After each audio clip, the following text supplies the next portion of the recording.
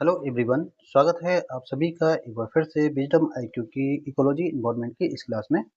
Friends, आज हम चर्चा करेंगे प्राकृतिक संसाधन और संरक्षण के बारे में। काफ़ी महत्वपूर्ण टॉपिक है, इसको हम जो है प्री प्लस मेंस के हिसाब से लेकर चलते हैं, तो आप जो है उसको आराम से देख सकते हैं। साथ ही जो है कुछ इंपॉर्टेंट फैक्ट है उसको भी हम आज लिखने का प्रयास करेंगे, जो कि सीधे आपकी परीक्षाओं में यहाँ से प्रश्न बनते हैं।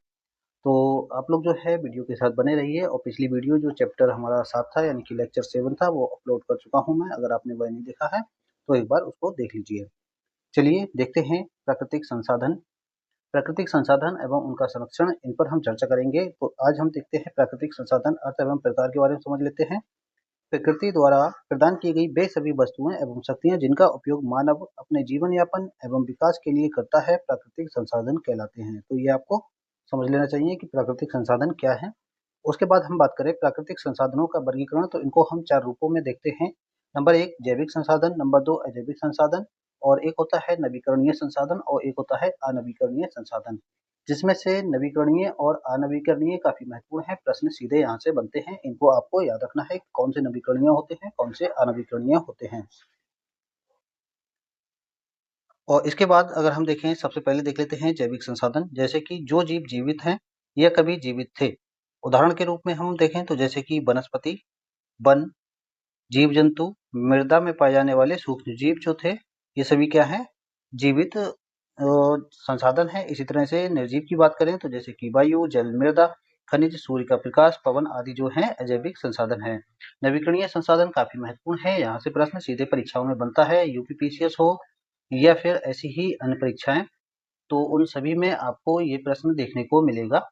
जो प्राकृतिक प्रक्रियाओं द्वारा बार बार पुनः प्राप्त हो सकते हैं उन्हें क्या कहते हैं, नवीकरणीय संसाधन। जैसे कि जल है, वायु है, वन है, मृदा है, सौर ऊर्जा है, पवन ऊर्जा, जंतु आदि जो है, ये प्रकृति द्वारा दोबारा उत्पन्न हो सकते हैं, यानी कि नेचुरल रूप से दोबारा भी उत्पन्न हो सकते हैं। तो इनको हम क्या कहते हैं, नवीकरणीय संसाधन। जो नेचुरल रूप से दोबारा जल्दी नहीं हो सकते हैं या उनको बनने में समय लगता है, उनको हम कहते हैं अनवीकरणीय संसाधन। जैसे कि जो सीमित मात्रा में उपलब्ध हैं और पुनः प्राप्त होने में लाखों वर्ष लगते हैं, तो ये आपको याद रखना है।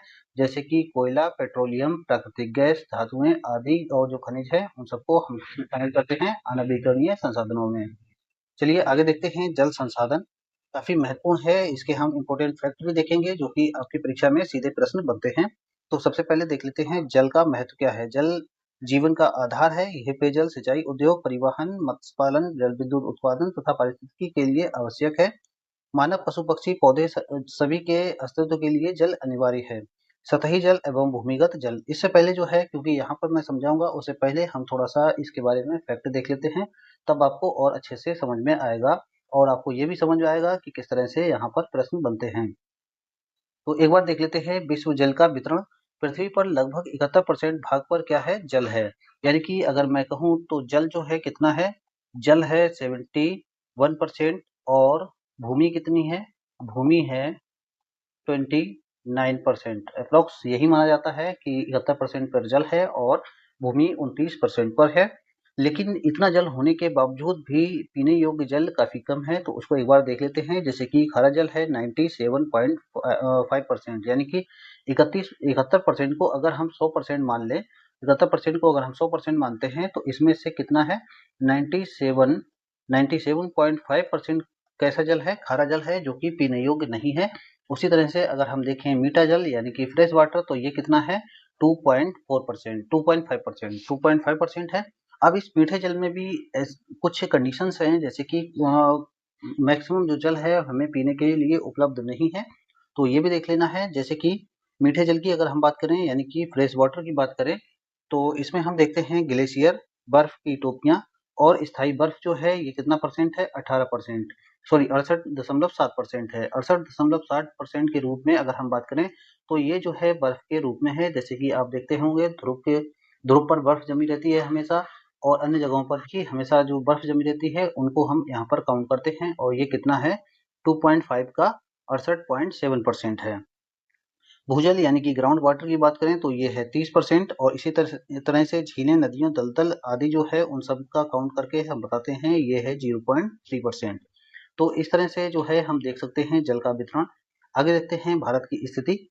भारत के पास दुनिया की भूमि का मात्र 2.45% हिस्सा है, यानी कि भारत की अगर भूमि 100% है, जो कि 29% मैंने आपको अभी बताई थी, 29% है, तो इसको हम मान लेते हैं 100%। 100% अगर इसको मानते हैं तो भारत के पास कुल कितना परसेंट है? 2.45 है हिस्सा दुनिया की भूमि का। और जनसंख्या की बात करें तो जनसंख्या कितनी है? 17% है। काफी डिफरेंस है। आप देख सकते हैं कि विश्व की जनसंख्या का 17% तो भारत के पास है, लेकिन जमीन काफी कम है, तो इसलिए काफी महत्वपूर्ण हो जाता है। और मीठे जल की बात करें तो मात्र ये कितना परसेंट है? भारत के पास 4% है, यानी कि 17% जनसंख्या का भरण पोषण करने के लिए मात्र 4% जल है, तो इसलिए ये काफी महत्वपूर्ण हो जाता है। और अगर हम बात करें सिंचाई की, सिंचाई की बात करें तो नलकूप यानी कि ट्यूबवेल से सिंचाई 40% 46% होती है, अन्य यानी कि कुओं से जो है 16% होती है, नहरों से 24% सिंचाई होती है, तालाब से 3% सिंचाई होती है। परंतु एक बात आपको याद रखनी है कि दक्षिण भारत में तालाब से अधिक सिंचाई होती है। उत्तर प्रदेश जो है किसमें अग्रणी है? नलकूप यानी कि जो बोरिंग वगैरह हैं, नलकूप हैं, ट्यूबवेल हैं, उनके मामले में अग्रणी है सिंचाई के मामले में, तो ये बात भी आपको याद रखनी है। तो इस तरह से हम समझ सकते हैं कि जल हमारे लिए कितना महत्वपूर्ण है और इसका संरक्षण करना भी हमारे लिए ज़्यादा महत्वपूर्ण हो जाता है। चलिए अब देख लेते हैं सतही जल एवं भूमि जल क्या है। तो मैंने अभी आपको बता दिया है सतही जल और भूमिगत जल। तो इसमें देख लेते हैं सतही जल क्या है कि नदियां, झीलें, तालाब, बांध, नहरें, जलाशय आदि सतही जल के मुख्य स्रोत हैं। जो कि सतह पर उपलब्ध हो उसको हम क्या कहते हैं? सतही जल कहते हैं। जो सतह के अंदर हो जैसे कि कुएं, बावड़ी, ट्यूबवेल, हैंडपंप तथा झरनों के रूप में उपलब्ध जल भूमिगत जल कहलाता है। जो झरने नीचे की बात कर रहे हैं, ऊपर की हम बात नहीं कर रहे हैं। उसके बाद देखते हैं जल संकट के कारण क्या-क्या हो सकते हैं। एक तो जनसंख्या वृद्धि सबसे बड़ा बड़ा कारण है जल संकट का।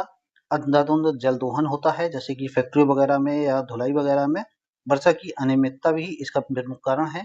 जल स्रोतों का प्रदूषण, वनों की कटाई, जल का अपव्यय एक प्रमुख कारण है।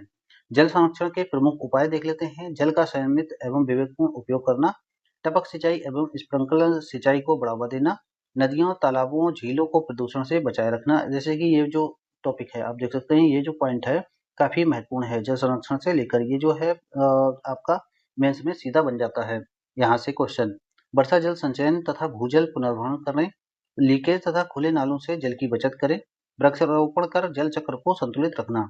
वर्षा जल का संचयन ये काफी महत्वपूर्ण है। यहाँ से प्री में जो है प्रश्न बना है और किसमें बना है? यूपी पीसीएस में। और इसी तरह की जो अन्य परीक्षाएं हैं उनमें भी यहाँ से प्रश्न बनता है, तो आप जो है इसको अच्छे से देख लीजिए। वर्षा जल को एकत्र कर उसे संरक्षित करने की प्रक्रिया को वर्षा जल संचयन कहते हैं, ये आपको याद रखना है। ये भूजल स्तर बढ़ाने तथा जल संकट को कम करने में सहायक है, तो यहाँ से कॉन्सेप्ट में सीधे प्रश्न बनते हैं। तो इस तरह की टंकी है उसमें स्टोर किया जाता है, यानी कि जमीन के नीचे, और उसके बाद जो है इसका निष्कर्षण किया जाता है या फिर नीचे जो है भूजल स्तर को ये बढ़ाने का कार्य भी करता है, क्योंकि नीचे रिसाव होकर पानी चला जाता है। चलिए अब आगे देखते हैं वन संसाधन का है, काफी महत्वपूर्ण टॉपिक है। इसके जो है हम इम्पोर्टेंट जो टॉपिक हैं उनको कवर करेंगे, यानी कि उष्णकटिबंधीय वन, और इसके अलावा जो है वन स्थिति जो रिपोर्ट है, वन स्थिति रिपोर्ट है, उसके बारे में भी हम अलग से चर्चा करेंगे। काफी महत्वपूर्ण ये टॉपिक रहता है। आपकी जो 2026 की जितनी भी परीक्षाएं होंगी उन सबके लिए काफी महत्वपूर्ण टॉपिक है। वनों का महत्व एक बार देख लेते हैं। वन पर्यावरण संतुलन को बनाए रखते हैं, वायु को शुद्ध करते हैं तथा ऑक्सीजन प्रदान करते हैं, जल चक्र को बनाए रखने में सहायक होते हैं, मृदा अपरदन को रोकते हैं और भूमि की उर्वरता बढ़ाते हैं। वन अनेक प्राणियों के आवास एवं जैव विविधता के संरक्षण में है और महत्वपूर्ण भूमिका निभाते हैं इनके संरक्षण में। साथ ही अगर हम बात करें वन से प्राप्त होने वाले उत्पाद सबको पता है, जैसे कि लकड़ी है, ईंधन है, लघु वन उपज है, औषधीय पौधे हैं, अन्य जैसे कि रेशा, रबड़, गोंद, तेल, पशु चारे आदि जो हैं वनों से प्राप्त होते हैं। वनों की कटाई के कारण काफी महत्वपूर्ण है। प्रश्न सीधा यहाँ से प्री की परीक्षा में बनता है और साथ ही मेंस में भी यहाँ से प्रश्न बनता है। कृषि भूमि के विस्तार के लिए वनों की कटाई की जाती है। औद्योगिकरण एवं शहरीकरण के लिए भी वनों की कटाई होती है। ईंधन, लकड़ी एवं निर्माण सामग्री की आवश्यकता के लिए वनों की कटाई की जाती है। खनन कार्य तथा सड़क रेल मार्ग का निर्माण के लिए वनों की कटाई की जाती है। जनसंख्या वृद्धि एवं बढ़ती उपभोग प्रवृत्ति की वजह से भी वनों की कटाई की जाती है। वनाग्नि आदि अति चराई जो है अवैध कटाई है, और जनसंख्या वृद्धि जो है मैंने आपको बता दिया है। ये प्रश्न कई बार पूछा गया है। वनों की कटाई के प्रभाव की बात करें तो जलवायु परिवर्तन में एवं तापमान में वृद्धि देखने को मिलती है। वर्षा में कमी तथा बाढ़ का खतरा बना रहता है। मृदा अपरदन, भूमि की उर्वरता में कमी देखी जाती है। वन्य जीवों का आवास नष्ट होता है। जैव विविधता में कमी आती है, साथ ही मरुस्थलीकरण की आशंका बढ़ जाती है और कार्बन डाइऑक्साइड की मात्रा में वृद्धि होती है, जो कि ग्लोबल वार्मिंग को बढ़ाता है। वनीकरण एवं पुनर्वनीकरण में अंतर देख लेते हैं। तो वनीकरण क्या है? जहाँ पहले वन नहीं थे वहाँ पेड़ लगाना वनीकरण कहलाता है। साथ ही पुनर्वनीकरण क्या होता है? जहाँ वन नष्ट हो चुके हैं वहाँ पुनः वनों की स्थापना करना पुनर्वनीकरण कहलाता है। तो ये जो है कॉन्सेप्ट आपको याद रखना है। इससे पर्यावरण संतुलन, वर्षा जल संरक्षण, मृदा संरक्षण तथा जैव विविधता को बढ़ावा मिलता है। ये बातें आपको याद रखनी है। मृदा संसाधन एवं संरक्षण की बात करें तो ये काफी महत्वपूर्ण है। इसको भी देख लेते हैं। मृदा का महत्व एक बार समझ लेते हैं। मृदा पौधों के लिए आवश्यक पोषक तत्व उपलब्ध कराती है। ये जल को धारण करती है तथा फसलों को सहारा देती है। ये भोजन, वस्त्र, आवास तथा कच्चे माल का स्रोत है। मानव जीवन तथा सभी जीवों के अस्तित्व के लिए अनिवार्य है। मृदा अपरदन की बात करें तो मृदा की ऊपरी सतह का जल, वायु, हिमनद आदि द्वारा कटकर एक स्थान से दूसरे स्थान पर चले जाना मृदा अपरदन कहलाता है। मृदा अपरदन के कारण देख लीजिए, क्योंकि यहाँ से प्रश्न आपका सीधा बनता है। मृदा अपरदन के कारण जो है कई बार परीक्षाओं में पूछे गए हैं। तो वनस्पति का नाश एक तो सबसे बड़ा कारण है, साथ ही तेज वर्षा है और बाढ़ है, और इसके अलावा हवा भी इसमें मुख्य भूमिका निभाती है। अधिक चराई यानी कि अधिक जो पशु चारा चर लेते हैं घास को, उससे भी मृदा अपरदन की संभावना बढ़ जाती है। ढालू भूभाग हो, इससे भी मृदा अपरदन होता है। अनियंत्रित खेती यानी कि अनावश्यक जो है मिट्टी की उर्वरता को जो है क्षीण करना, उससे भी नुकसान होता है। मृदा अपरदन होने की संभावना बनी रहती है। खनन तथा विनिर्माण कार्य और तेज हवाएं मैंने अभी आपको बताया है। मृदा संरक्षण के उपाय यहाँ से प्रश्न पूछ लिया जाता है। एक तो समुचित जुताई, ये प्रश्न पूछा गया है, आपको याद रखना है। समुचित जुताई जैसे कि ढालू भूमि पर समुच्च रेखाओं के अनुरूप जुताई करने से जल का बहाव धीमा होता है तथा मृदा का कटाव रुकता है। तो ये प्रश्न काफी महत्वपूर्ण है, आपको याद रखना है। साथ ही सीढ़ी खेती यानी कि टेरेस फार्मिंग क्या है? पहाड़ी ढालों पर सीढ़ी नुमा खेत बनाकर खेती करने से मृदा का कटाव रुकता है। तो आप देख सकते हैं जैसे कि यहाँ से पानी आता है तो धीरे धीरे रिसता है, एकदम डायरेक्ट नहीं जाता है, जिससे जो है मृदा कटाव रुक जाता है। वृक्षारोपण भी है। इसका अधिक से अधिक वृक्ष लगाने से मृदा का कटाव रुकता है तथा भूमि उर्वरता बनी रहती है। मल्चिंग भी इसमें से काफी इंपोर्टेंट है, क्योंकि यहाँ से प्रश्न पूछा गया है। यूपीपीसीएस में भी, सॉरी यूपीएससी में यहाँ से प्रश्न पूछा गया है। फसलों के अवशेषों को खेत में फैलाने से मृदा की नमी बनी रहती है तथा कटाव होता है। इसको हम क्या कहते हैं? मल्चिंग कहते हैं। पेड़ के आसपास यानी कि पौधे के आसपास जो है फसलों के अवशेष फैला देने से इससे क्या होता है? मल्चिंग होती है और इससे नमी बनी रहती है। बंद बनाना, जैसे कि देख सकते हैं आप, जो यहाँ पर बांध सा बनाया गया है। कटाव वाली जगह पर मिट्टी, पत्थर या लकड़ी के बंद बनाकर जल प्रवाह रोकने से मृदा की हानि कम होती है। मृदा के संरक्षण के लाभ आप एक बार देख लीजिए, जैसे कि भूमि की उर्वरता बनी रहती है, फसल उत्पादन में वृद्धि देखी जाती है, बाढ़ एवं सूखे की संभावना कम होती है, जल स्तर में वृद्धि होती है, पर्यावरण संतुलन बना रहता है। चलिए आगे देखते हैं। खनिज एवं ऊर्जा संसाधन, इनसे संबंधित काफी महत्वपूर्ण क्वेश्चन है और हम फैक्ट को भी अभी डिस्कस करेंगे। तो सबसे पहले देख लेते हैं क्या है। पृथ्वी के अंदर पाए जाने वाले उपयोगी पदार्थ जैसे कि खनिज कहलाते हैं और इनसे प्राप्त ऊर्जा को हम क्या कहते हैं? ऊर्जा संसाधन कहते हैं। जैसे कि आप देख रहे होंगे कोयला। तो खनिज संसाधनों के वर्गीकरण की बात करें तो कुछ होते हैं धात्विक खनिज, कुछ होते हैं अधात्विक खनिज। धात्विक खनिज वे होते हैं जिनमें धातुएं होती हैं, जैसे कि लौह अयस्क, तांबा, मैंगनीज, बॉक्साइड आदि जो हैं, जिसमें, और इसके अलावा अधात्विक खनिज क्या हैं? जिनमें धातुएं प्राप्त नहीं होती हैं, जैसे कि चूना पत्थर, अभ्रक, फास्फेट, जिप्सम, नमक आदि जो हैं, ये क्या है? अधात्विक खनिज हैं। ऊर्जा संसाधनों के प्रकार की बात करें तो कुछ होते हैं पारंपरिक ऊर्जा संसाधन, कुछ होते हैं गैर पारंपरिक ऊर्जा संसाधन। पारंपरिक ऊर्जा संसाधन जो परंपरागत रूप से लंबे समय तक उपयोग में लाए जा सकते हैं, जैसे कि कोयला है, पेट्रोल है, प्राकृतिक गैस है, जल विद्युत है, ये सब क्या है? पारंपरिक गैस ऊर्जा संसाधन है, यानी कि काफी लंबे समय से ये उपयोग में लाए जा रहे हैं, तो इनको हम पारंपरिक ऊर्जा संसाधन कहते हैं। गैर पारंपरिक ऊर्जा संसाधन की बात करें, जो नए स्रोत है और प्रदूषण कम करते हैं तथा कभी समाप्त नहीं होते हैं, उनको हम कहते हैं क्या? गैर पारंपरिक ऊर्जा संसाधन। सौर ऊर्जा, पवन ऊर्जा, जैव ऊर्जा, ज्वारीय ऊर्जा। अभी मैंने आपको बताया था नवीकरणीय यानी कि रेन्यूएबल और अनवीकरणीयों के बारे में, तो आपको उसमें भी डिफरेंस रखना है और यहाँ पर भी डिफरेंस रखना है, क्योंकि प्रश्न जो है दोनों से बनते हैं और ये दोनों काफी महत्वपूर्ण हैं। प्रमुख ऊर्जा संसाधन की बात करें तो जैसे कि कोयला है। कोयला से आपको पता है क्या बनता है? विद्युत उत्पादन होता है, उद्योगों में ईंधन के रूप में कार्य करता है। पेट्रोलियम की बात करें तो परिवहन साधनों में ईंधन के रूप में, प्राकृतिक गैस जो है घरेलू ईंधन, उर्वरक उद्योग, बिजली उत्पादन में, जल विद्युत जो है नदियों के जल से बिजली उत्पादन करने में। सौर ऊर्जा की बात करें तो सूर्य के प्रकाश से प्राप्त स्वच्छ एवं नवीकरणीय ऊर्जा। पवन ऊर्जा की बात करें तो हवा की गति से विद्युत उत्पादन। जैव ऊर्जा की बात करें तो जैविक पदार्थों से ऊर्जा प्राप्त करना इसमें शामिल होता है। और इसके महत्व की अगर हम बात करें खनिजों की, तो उद्योग धंधों के लिए काफी कच्चा माल उपलब्ध कराते हैं ये, आर्थिक विकास में सहायक होते हैं और परिवहन, निर्माण, ऊर्जा उत्पादन, संचार आदि के लिए आवश्यक होते हैं। चलिए प्राकृतिक संसाधनों के अतिदोहन से पहले हम एक बार देख लेते हैं कुछ महत्वपूर्ण इससे संबंधित फैक्ट हैं, उनको देख लेते हैं। भारत की स्थिति की अगर हम बात करें कॉपर में, ये प्रश्न आपसे कई बार पूछ लिया जाता है। कॉपर यानी कि कॉपर जो है भारत में किस तरह से उपलब्ध है, उसकी बात करें तो विश्व रैंकिंग जो है उसमें अगर हम बात करें, खान उत्पादन नगण्य है भारत का, और रिफाइंड कॉपर जो है भारत के पास कितना है, 10वां हिस्सा है, यानी कि 10वां स्थान रखता है भारत। और भंडार जो है इसके पास सीमित है, यानी कि 0.2% है, और ये पूरी तरह से आयात पर निर्भर है। शीर्ष उत्पादन एवं भंडारण वाली की बात करें तो सबसे अधिक जो है मध्य प्रदेश के मलजखंड में ये प्राप्त होता है। उसके बाद राजस्थान की खेतड़ी की खदान से और झारखंड के सिंह भूमि से जो है ये प्राप्त होता है, तो ये आपको याद रखना है। उसके अलावा अगर हम देखें तो फर्स्ट है विश्व में कौन है पहले नंबर पर, तो वह है चिली, किसमें, तांबा उत्पादन में। और सेकेंड नंबर पर है कांगो लोकतांत्रिक गणराज्य, और थर्ड पर है पेरू। और भारत का स्थान कौन सा है, 14वां स्थान है। ये प्रश्न जो है कई बार पूछा गया है कि पहले नंबर पर कॉपर उत्पादन में कौन है, तो ये कौन है, चिली है, आपको याद रखना है।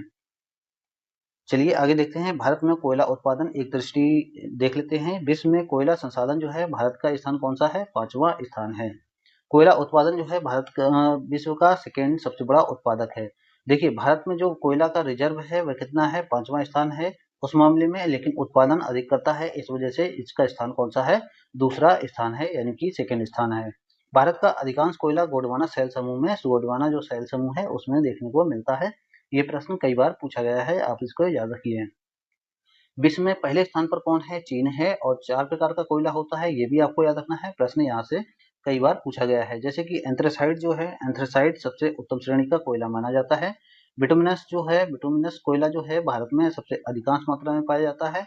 लिग्नाइट जो है ये थोड़ा निम्न से उच्च श्रेणी का कोयला है, जबकि पीट जो है ये सबसे निम्नतम श्रेणी का कोयला है, यानी कि सबसे बेकार श्रेणी का कोयला यही है। इसमें जो है गाद गाद और प्लस कार्बन की मात्रा होती है, कार्बन होता है, ये सबसे निम्न श्रेणी का कोयला होता है। कोयला संसाधन वाले प्रमुख राज्य की अगर हम बात करें तो जैसे कि ओडिशा है, झारखंड है, छत्तीसगढ़ है, पश्चिम बंगाल है, ये प्रमुख कोयला संसाधन राज्य हैं। और इसमें अगर हम देखें तालचेर इब वैली जो है ये प्रमुख क्षेत्र हैं, झरिया, गिरिडीह ये भी प्रमुख हैं, कोरबा, हसदेव, अरंड ये प्रमुख हैं, और रानीगंज भी प्रमुख है। चलिए अब देखते हैं लौह अयस्क के बारे में। लौह अयस्क उत्पादन में जो है भारत 4th नंबर पर है, और पहले नंबर पर कौन है, ऑस्ट्रेलिया है, ये आपको याद रखना है। सेकंड पर ब्राजील है, और थर्ड पर चीन है, ये आपको सभी याद रखना है क्योंकि प्रश्न यहाँ से पूछ लिए जाते हैं। आगे देखते हैं प्रमुख लौह अयस्क उत्पादन वाले राज्य कौन से हैं। ओडिशा पहले नंबर पर है, छत्तीसगढ़, फिर कर्नाटक, उसके बाद झारखंड जो है, इस तरह से क्रम है। भारत में लौह अयस्क का सबसे बड़ा उत्पादक राज्य कौन सा है, ओडिशा है, ये आपको याद रखना है। बेलाडीला लौह अयस्क खान जो है छत्तीसगढ़ में है, प्रश्न पूछ लिया जाता है, ये भी आपको याद रखना है। नोआ मंडी लौह अयस्क क्षेत्र कहाँ पर है, झारखंड में है। सर्वाधिक लौह प्रतिशत वाले जो अगर बात करें तो कौन से प्रकार का लोहा है, तो ये है मैग्नेटाइट। और भारत में प्रमुख रूप से कौन सा उपलब्ध है, ये है हेमेटाइट। तो इस तरह से आप याद रख सकते हैं, काफी महत्वपूर्ण जो है ये तथ्य हैं, आप इनको याद रखिए। और एक मैं यहाँ पर आपको एक न्यूज दे देता हूँ कि जल्द ही जो है हम यूपी ट्रिपल एस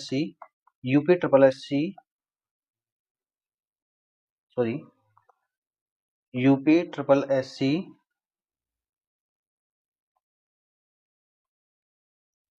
पेट और लोअर पीसीएस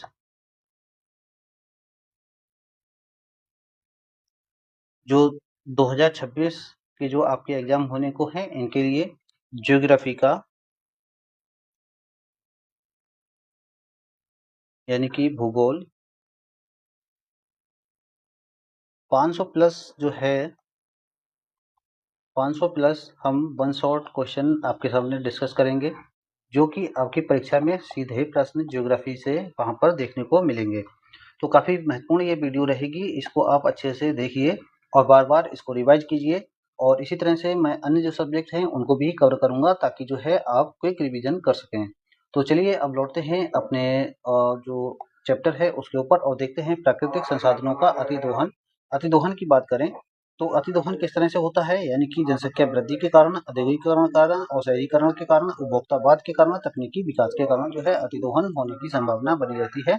अतिदोहन के दुष्प्रभाव की बात करें तो जल स्तर में कमी देखी जाती है, वनों की कटाई और जैव विविधता को हानि होती है, मृदा अपरदन एवं भूमि की उर्वरता कम होती है, जैसा कि आप यहाँ पर देख सकते हैं। वायु, जल एवं भूमि जो है प्रदूषण बढ़ता है, जलवायु परिवर्तन तथा प्राकृतिक आपदाएं बढ़ती हैं, जैसे कि बाढ़ है, सूखा है, ये आपको मैक्सिमम रूप से देखने को मिलेगा। भविष्य में संसाधनों की कमी देखी जाती है। प्राकृतिक संसाधनों के प्रभाव तो मैंने आपको ये सब बता दिया है, जल, वन, मृदा और इसी तरह से ऊर्जा, तो ये आपको याद रखना है। चलिए आगे देखते हैं सतत विकास एवं संसाधन संरक्षण। सतत विकास जो है ये काफी महत्वपूर्ण है। यहाँ से प्रश्न आपके पूछे जाते हैं कि सतत विकास क्या है। कई बार ये प्रश्न पूछा गया है, तो आप जो है इसको याद रखिए। सतत विकास क्या होता है, यानी कि सस्टेनेबल डेवलपमेंट क्या होता है? ऐसा विकास जो वर्तमान पीढ़ी की आवश्यकताओं को पूरा करते हुए भविष्य की पीढ़ियों को की आवश्यकताओं को सुरक्षित रखे, उसे सतत विकास कहते हैं। ये आपको समझ लेना है। जैसे कि हम समझते हैं कि हमें एक ऐसी नीति बनानी है कि हम संसाधनों का उपयोग कर सकें, लेकिन जो है ये संसाधन आगे की जो पीढ़ी है उसके लिए बचे रहें, तो इसी को हम क्या कहते हैं? सतत विकास यानी कि सस्टेनेबल डेवलपमेंट। संसाधनों का विवेकपूर्ण उपयोग, तो प्राकृतिक संसाधन सीमित हैं, इनका अंधाधुंध उपयोग ना करें करके विवेकपूर्ण एवं संतुलित उपयोग करना ही सतत विकास की कुंजी है। तो मैंने अभी आपको ये बताया है, तो आपको याद रखना है। साथ ही जो है अगर हम बात करें इनके उपयोग की, तो किस तरह से हमें उपयोग करना चाहिए। जब जरूरत हो तभी हम उपयोग करें, यानी कि रिड्यूज, कम से कम उपयोग करें। इसके बाद रीयूज यानी कि पुनः उपयोग हमें तब करना है, बार बार उपयोग करना है एक ही चीज को। जैसे कि टूथब्रश है, उसको हमें बार बार उपयोग करना है। ऐसे ही जो अन्य चीजें हैं उनको हमें जिन जिन चीजों को हम बार बार उपयोग कर सकते हैं उनका हमें बार बार उपयोग करना चाहिए। और तीसरा जो है काफी महत्वपूर्ण है, ये है रिसाइकिल।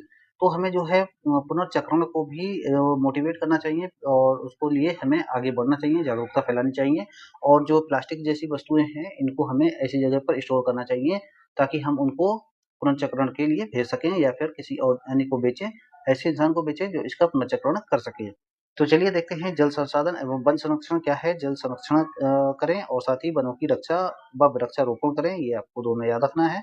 साथ ही भावी पीढ़ियों के लिए संसाधन को बचाना है, तो ये मैंने आपको बता दिया है। ऊर्जा संरक्षण की बात करें तो ऊर्जा का अनावश्यक अपव्यय रोकें, ऊर्जा कुशल उपकरणों का उपयोग करें, सौर पवन जैसी नवीकरणीय ऊर्जाओं को बढ़ावा दें, ये हमारी सोच में होना चाहिए। याद रखने योग्य तथ्य यह है कि प्रकृति ने संसाधन दिए हैं, उन्हें बचाना हमारा कर्तव्य है, हमें भी इसमें भागीदारी निभानी होगी। प्रमुख संरक्षण एवं उपाय महत्वपूर्ण तथ्य हैं, उनसे संबंधित देख लेते हैं। जैसे कि जल संरक्षण, इसको मैंने आपको बता दिया है, अच्छे से समझा दिया है।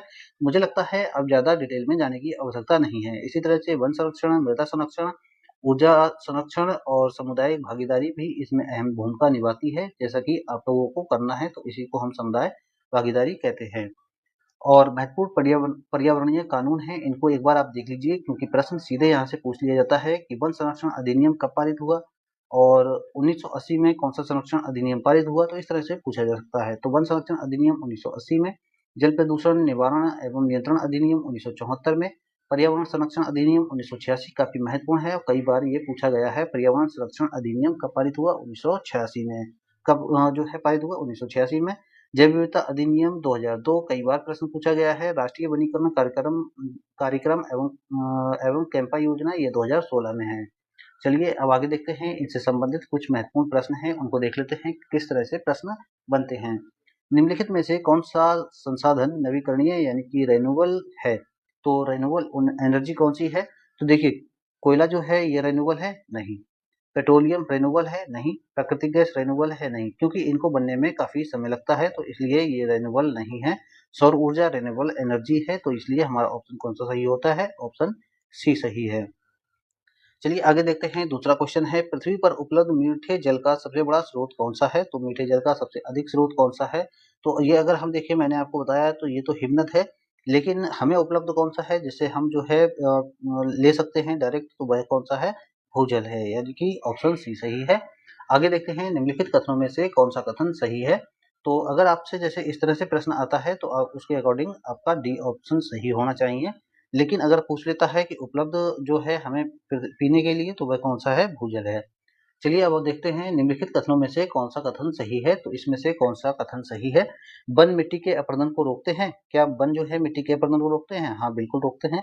खनिज संसाधन नवीकरणीय होते हैं? खनिज संसाधन जो है ये नवीकरणीय होते हैं, बिल्कुल। और नवीकरणीय होते हैं? नहीं, ये अनवीकरणीय होते हैं, यानी कि ये जल्दी बनते नहीं हैं, तो इसलिए ये गलत है। और जो अगर हम बात करें तो पहला वाला हमारा स्टेटमेंट सही है। तो कौन सा ऑप्शन सही होगा? ऑप्शन ए सही होगा। देखिए यहाँ पर भी है, मिट्टी के अपरदन को रोकते हैं लेकिन परंतु जो खनिज संसाधन है ये अनवीकरणीय हैं। तो आपको नवीकरणीय नवीकरणीय और अनवीकरणीय